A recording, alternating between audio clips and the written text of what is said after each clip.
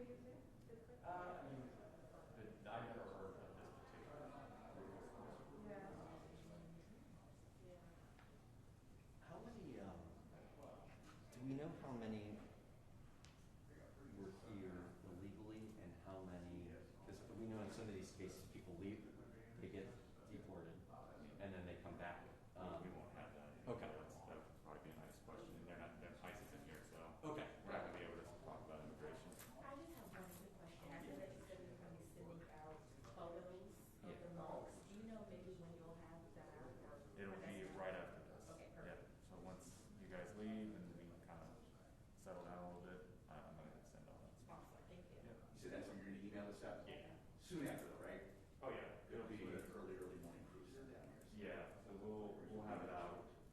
Again, if I send it out now, people will be calling me during it. So as soon as we get to a stopping point, I have it ready. Awesome, thank you. Do we know the citizenship status of the people? Yeah, we're not going to be able to. We don't absolutely look that up. So we don't know for any of them?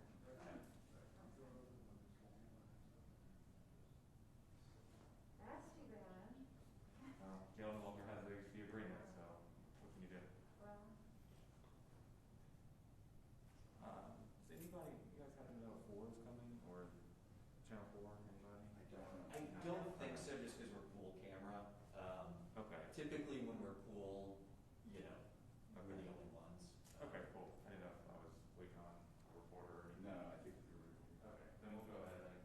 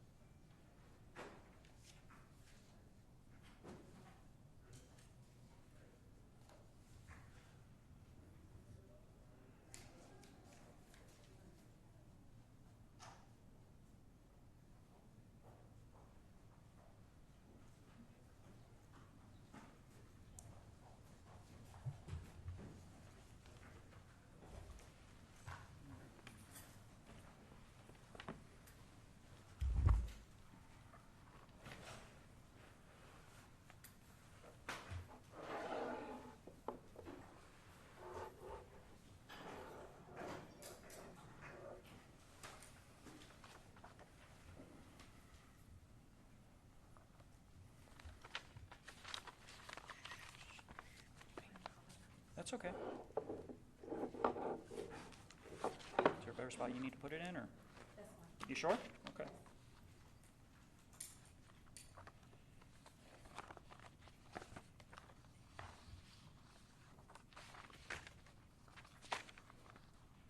Are we all set? Well, good morning, everybody. I appreciate everybody taking the time to come attend our press conference and the update that we want to provide regarding 4 homicides that occurred here in Prince William County in 2019.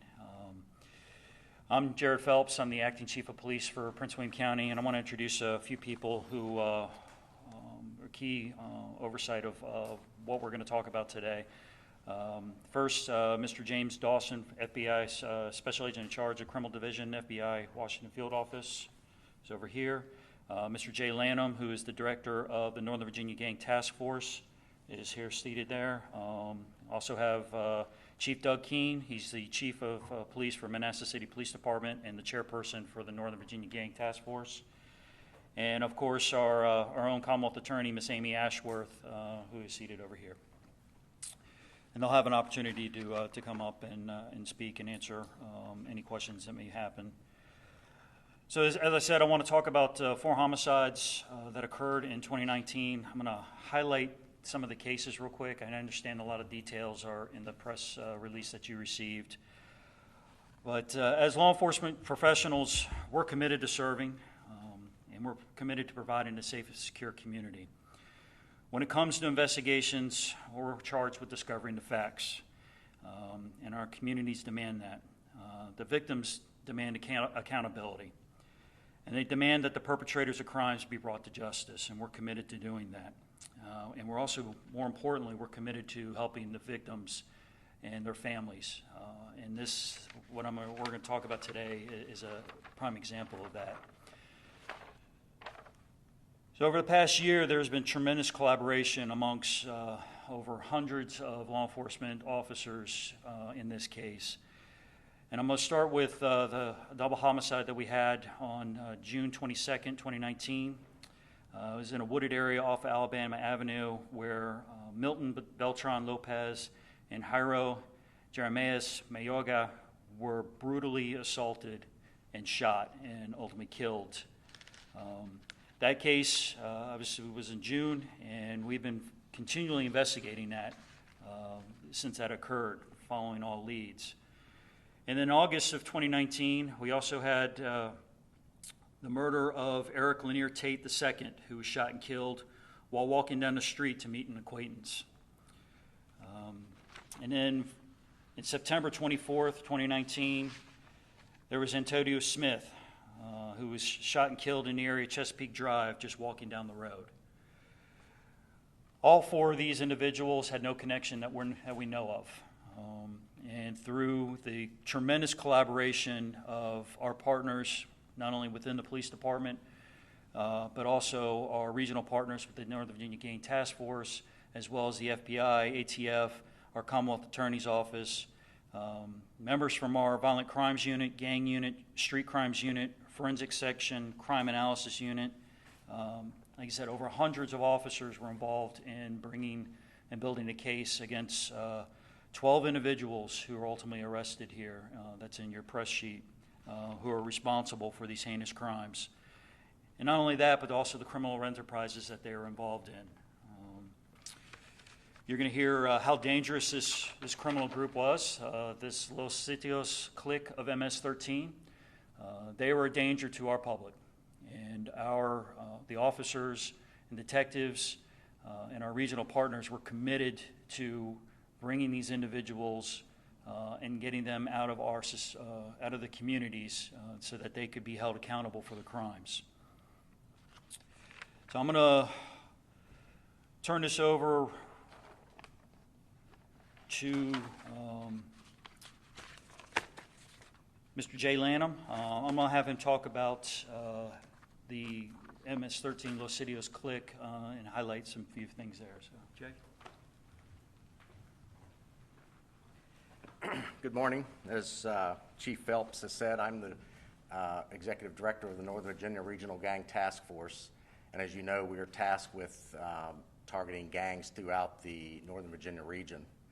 I'd just like to highlight the excellent collaborative work that was done on this case between the Gang Task Force, the Prince William County Gang Unit, the Prince William County Violent Crimes Unit, the FBI's Washington Field Office, and of course our Commonwealth Attorney's Office, who has a lot of work to do from here.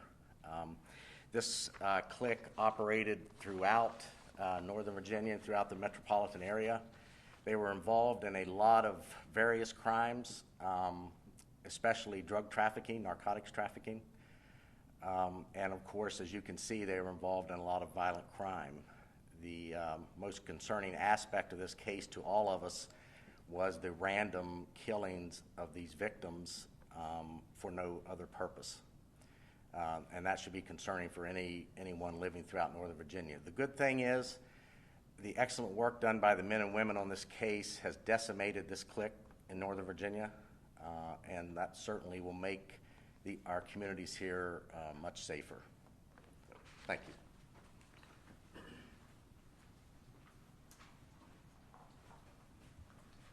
So as Mr. Lanham just said, this case is continuing, and one of the purposes here obviously is to bring attention to the case, but there's a lot more out there. The criminal enterprises of this gang is far-reaching, and they were involved in a lot more than what we probably uncovered. And if there's more information out there, then we'd like to hear about it. We need to bring every case to a successful conclusion. So if anybody has more information regarding any of these individuals that are involved, or this clique, Los Sitios of MS-13, I implore you to contact us, either through social media, by email, by phone. Through social media, they can just type in @PWC Police, and we'll pop up. They can send an email through pwcgov.org to the police tip line there, or they can call our tip line at 703-792-7000. We're charged with investigating every aspect, and we're not going to rest until all the doors are closed on the investigation. So again, if anybody has any information, furthermore, this is where the investigation really starts to take off, because a lot of information does come in after arrests are made. And we're going to run down every single lead, every aspect of this, to ensure that these individuals are prosecuted to the fullest extent that Mrs. Ashworth's office can handle. So I'm going to have Mr. James Dawson from the FBI come up and say a few words, please.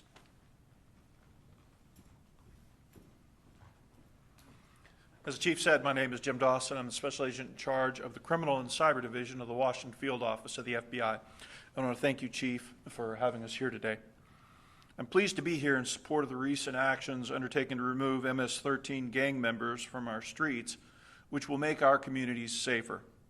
By working as a unified team, our Northern Virginia Safe Streets High-Intensity Drug Trafficking Area Task Force, along with the Northern Virginia Gang Task Force, the Prince William County Police, the Department of Homeland Security, Enforcement and Removal Operations, United States Marshal Service, the Bureau of Alcohol, Tobacco, and Firearms, and the Drug Enforcement Administration, we have been able to successfully identify, disrupt, and ultimately dismantle the Sitios clique of MS-13 here in Prince William County.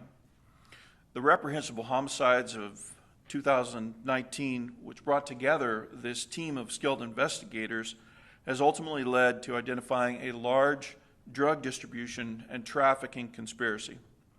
The 16 individuals who were identified last week were MS-13 members or associates of the Sitios clique, and many are alleged to have been part of a multi-state narcotics distribution conspiracy, along with committing the heinous acts of violence which are described earlier by the Chief. The arrested subjects are alleged to have brought cocaine from New York to sell in Northern Virginia in furtherance of the MS-13 criminal enterprise. Our goal is to eradicate MS-13 from Northern Virginia and from the United States. The FBI and its partners have always been aggressive in investigating MS-13 and in working to rid this criminal enterprise from the area. It will always be a priority as long as they continue to pose a threat to our communities. Because of the hard work on this investigation over the past year, guns and drugs were taken off of the street, 16 individuals were charged for homicides and drug trafficking, and a clique of MS-13 was dismantled. And now, 4 families have the answers that they need. For years, we've been focused upon dismantling the gang and its leadership and putting murderers and drug traffickers behind bars. We have aggressively investigated, worked with our partners, and devoted a large portion of our resources to bringing justice for the victims of these violent and outrageous crimes. As with all criminal activity, the FBI and our law enforcement partners need the help, the real assistance of our community. We encourage the public to share valuable information with us as we pursue those who prey upon the most vulnerable. Your information may be confidentially provided at tips.fbi.gov or by calling 202-278-2000. Again, that's tips.fbi.gov or by calling us at 202-278-2000. I am justifiably proud of the work which has been conducted by the Safe Streets Task Force and its partners, who dedicated significant time and effort to this case. I would also like to thank our partners throughout Northern Virginia, the District of Columbia, Maryland, and New York. We would not be here today announcing these arrests if it were not for your assistance and partnership throughout the investigation. We know we can only accomplish our shared mission through partnership. Thank you again to our partners here today, particularly the Commonwealth Attorney's Office, and for all the work that they have undertaken. And I remain incredibly thankful for the efforts of the men and women who continue to conduct these investigations behind the scenes each and every day. Thank you.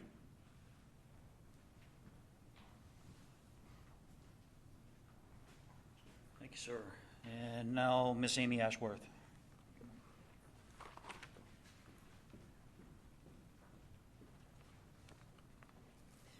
Good morning, ladies and gentlemen, and thank you, Chief Phelps, for hosting this press conference here today. My name is Amy Ashworth. I'm the Commonwealth Attorney for Prince William County and the cities of Manassas and Manassas Park. I want to first thank all of the law enforcement officers who worked so tirelessly to bring us to today. Your efforts have allowed us to bring what we call probable cause to a neutral fact finder, in this case the magistrate, who issued the arrest warrants. And now the case is turned over to my office, the Commonwealth Attorney's Office, to see to the prosecution of the individuals involved. Now, for us, this case is just starting, and we will be calling on all of our law enforcement partners to help us bring this case to a successful conclusion. We have to prove these cases beyond a reasonable doubt. And I am very confident in my newly appointed Deputy of Special Investigations, Katie Pavlchuk, who took office with me on January 1 as part of our new administration here in Prince William County. And I promise you that we are going to work tirelessly to vigorously prosecute these cases and to hold people accountable who commit violent crimes in our jurisdiction. Thank you.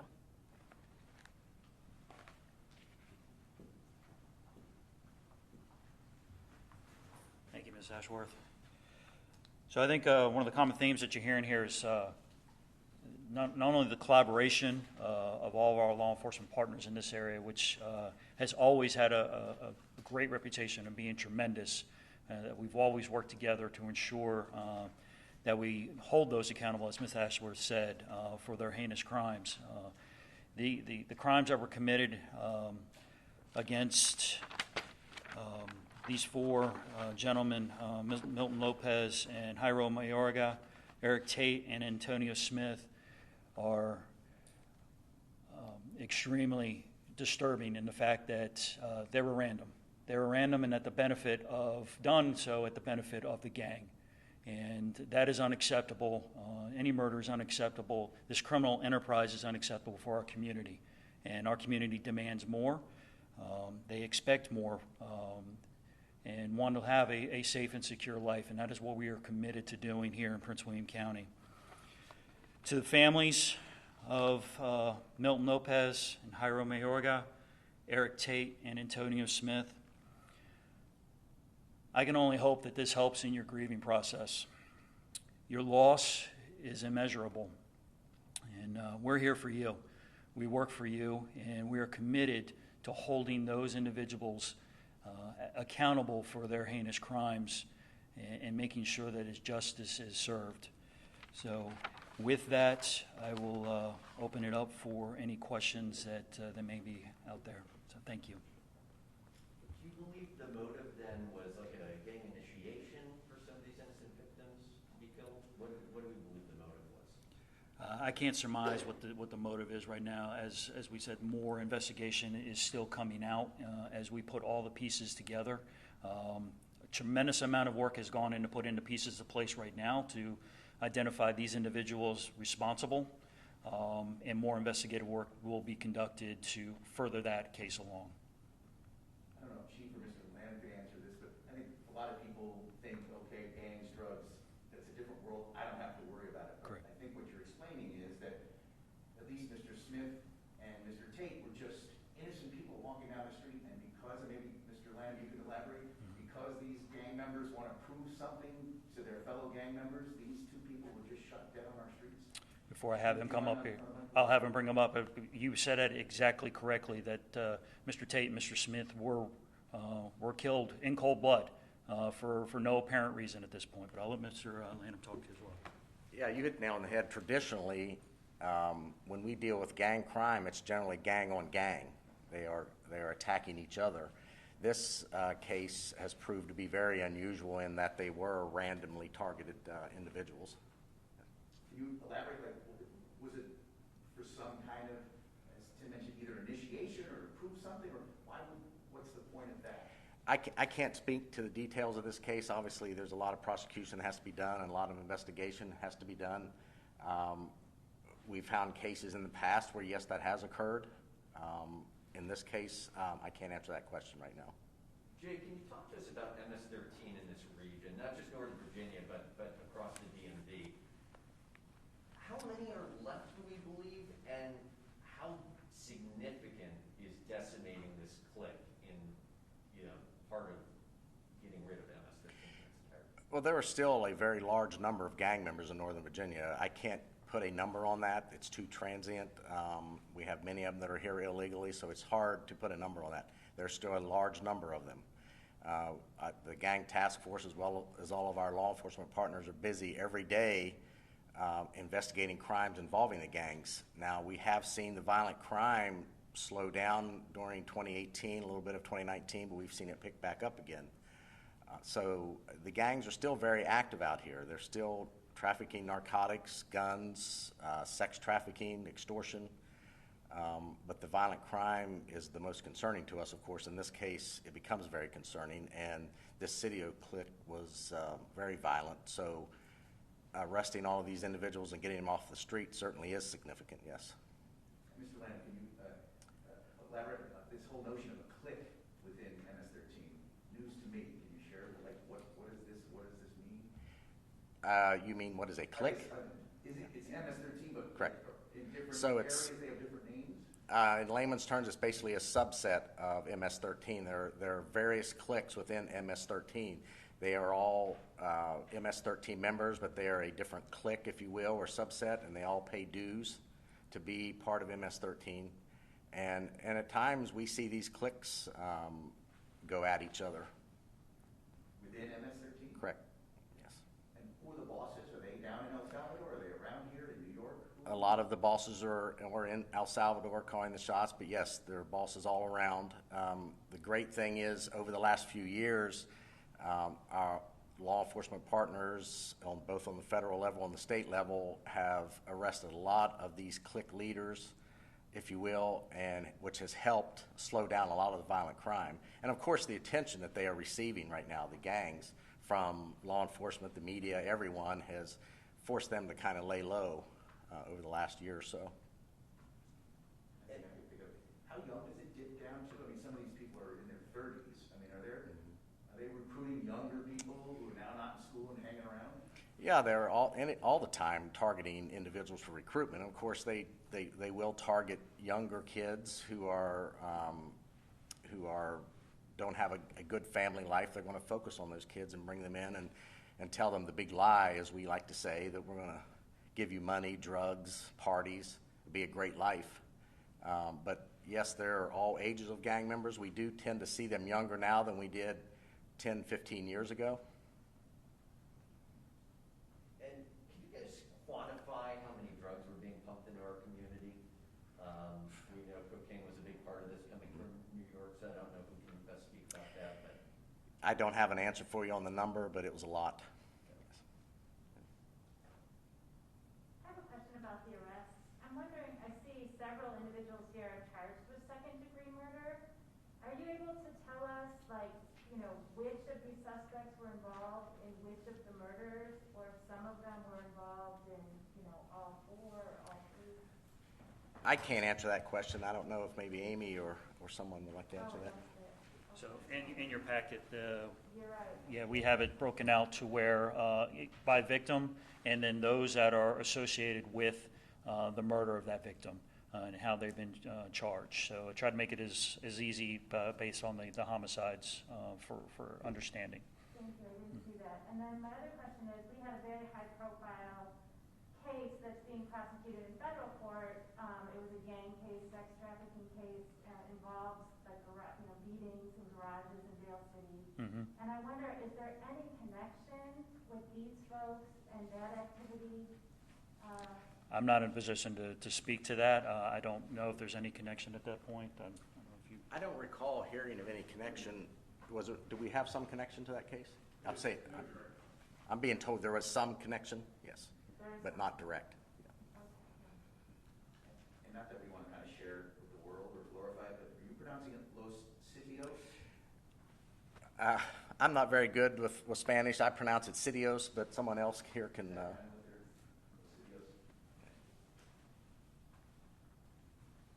Anybody else?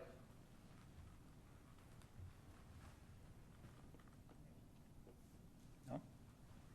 Well, again, thank you for coming, and we appreciate the opportunity to be able to highlight this case, and as far as recognizing the collaboration and the solid work that has gone into this, and more importantly, an opportunity to bring closure for the victims and the victims' families. So thank you.